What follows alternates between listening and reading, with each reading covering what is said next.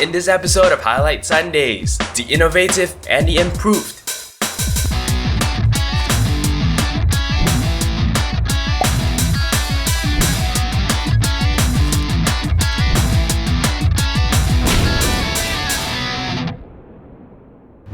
Hello and welcome back to Highlight Sundays. It is the 52nd week of 2013 and here are your highlights. Now, in commemoration of the festive season, we are actually not going to have any PSAs. Now, I actually picked up one or two articles that might be kind of PSAs, but they weren't really serious enough. And I've decided not to bog down the entire festive mood, which is why, well, today we're going to confine ourselves to the fun and the hopeful things. We start off first with this article from Lifehacker, which is entitled, How to Pick the Perfect Computer Monitor. Now, here's the deal. The whole idea for this is with regard to holiday shopping, which, in retrospect, is a little bit late in coming. However, I really couldn't pass up this article because, well, it does have a whole lot of pretty useful information. It starts off covering the basic things like size and resolution, things that we probably all already get and take into account. And then they actually move on to things like the technology used in the actual display. Things like IPS panel, things that we might not entirely grasp.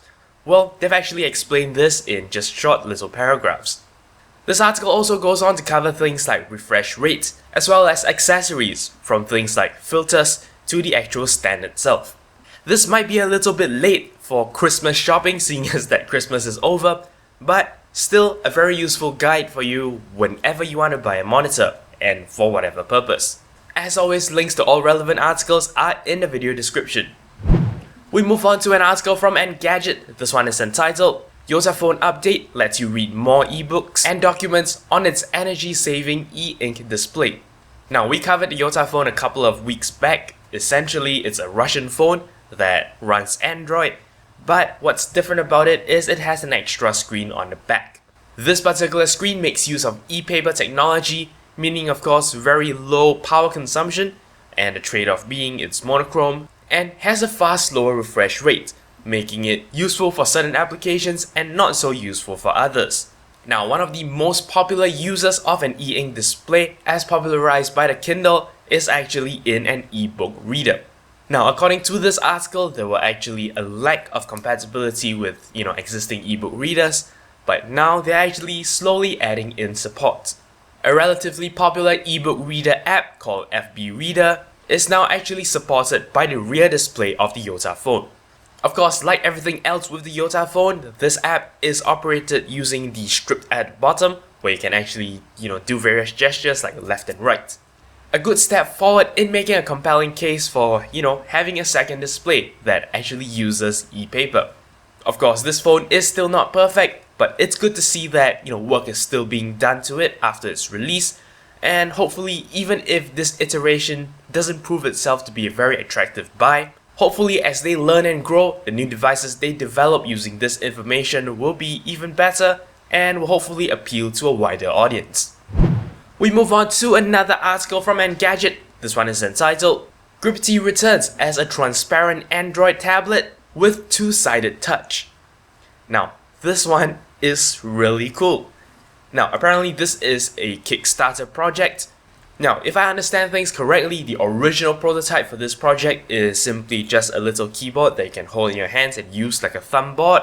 But, of course, these guys didn't feel it was enough. They decided to throw things out and innovate from scratch. And as a result, what they've actually developed is a cute little transparent block that is actually an Android tablet. What's particularly cool about it is the fact that it has dual touch panels. Of course, they both control the same display, but now you can actually tap the front or the back and they control exactly the same as if you're using an Android phone. While having an actual, touch-sensitive surface at the back of something isn't particularly new, as far as I'm aware the PS Vita did this first, but this particular application, especially paired with a transparent touchscreen, is something that is novel and definitely has good arguments for, actual ease of use. Now, if you actually head down to the video description and check out this article, you will find a video link to Kickstarter where, well, these guys try to sell you the project. Now, what I'm very happy to hear is they keep coming back to things like ergonomics and things like ease of use, and that is their whole vision, to actually create something that is practical, not just, fancy and novel in a certain way. Having said that, I would of course like to see even more applications for this particular product, but as things stand, it is a very cool idea. They even address some issues that are inherent in, existing Android phones and tablets. In fact, really any existing smartphone or tablet, and that is things like, the whole fat finger problem, where, well, whatever you want to interact with is exactly what you're blocking with your finger. By having a transparent rear touch panel, you can actually kind of work around this because now you can see what you're interacting with while interacting with it.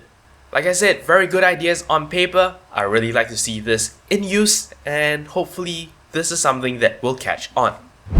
We move on to our last article today from Mashable. This one is entitled Panono Throwable Camera Ball Gets Major Optics Upgrade. Now, we covered something similar in the past. I'm not very sure if it's this exact brand, but well, the idea is you have this ball, it's packed with multiple cameras, in this case 36. You throw it up, and at its highest point, it takes a full spherical panorama photo. This particular product is able to stitch a panorama of 108 megapixels, so you have a lot of pixels to play with. Now, if you actually head down to the article, you will see a little preview of one panorama they've actually shot.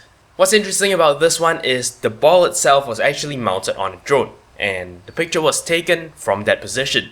The image quality is okay. I would say it's reasonable, not amazing. It's kinda, along the lines of GoPro footage. With regard to details, it is pretty crisp, so that is always a good thing. Of course, all you have to do now is to add HDR, and this is going to be pretty crazy. According to the article, this project is currently seeking crowdfunding on Indiegogo. The pre-order price of a Panono camera is expected to be $499 US, and the product is expected to ship in the third quarter of 2014. Anyway, that's it. That's all there is for today's articles. Now, as usual, there is a little bit of a vlog segment I want to do, but seeing as that it's the end of the year, we might as well have a special New Year's vlog, where I'll have more time to actually talk about things. So we're gonna push all the vlog stuff till then and wrap up this episode right now. If you have any comments, queries, or suggestions, feel free to leave a comment in the comment section below. Don't forget to check out the official Twitter account for this channel at twitter.com/0612tv. As always, I appreciate every like, favorite, and subscription you give me. But until next time, you're watching 0612TV.